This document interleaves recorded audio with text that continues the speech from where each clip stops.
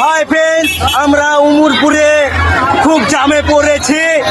তো এইখানে মামাসিরা দিদিরা সব প্রচুর অসুবিধাতে আছে। আমার মনটা খুব দেখে মনটা খুব খারাপ। আমাদের মনে একটাই কামনা, বাবা ভোলানাথকে যাতে আমরা জল ঢালতে পারি।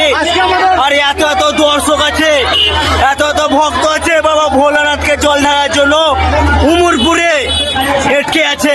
আমার দিদিরা যেছে, এটা আমার মার পেটের বহিন নয়, কিন্তু আমার দিদি, এটা আমার দিদি।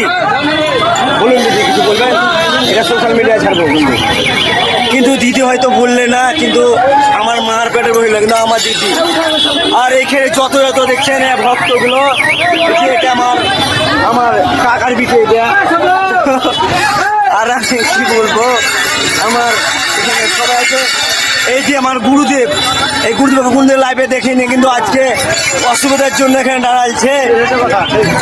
আর এই ভিডিওটা যাতে উপর মহলে যায়, এই সব গোলে বোমের ভক্তরা কেন কষ্ট পাবে, কেন পাবে?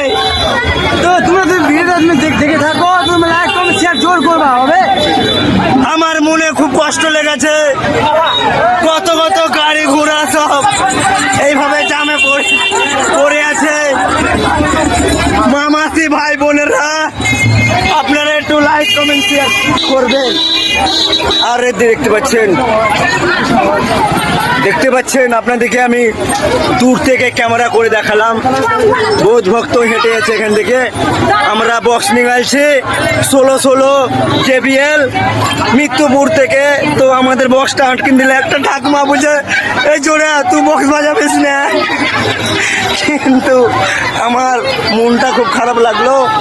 এখানে আমাদের বোনরা আছে, এখানকার প্রতিকার বোন জানি না, কিন্তু এরা আমাদেরই ভক্ত। হাই বলো। তো এরা সবাই প্রচুর ভক্ত হেঁটে আছে, কিন্তু যে ঠাকুমাটা বলেছে এই জোরে বক্স বাজাবিস না, কিন্তু বলা উচিত ছিল না। কিন্তু আমরা বক্স বাজাবো, আর কিছু বললাম না। পরে দেখা হবে আগামী ভিডিওতে। সম্রাট ভাই বলে ইনস্টাগ্রাম সার্চ করে নেবেন। আর একটা ভালো লাগলে একটু লাইক কমেন্ট শেয়ার করবেন। Tata, bye bye.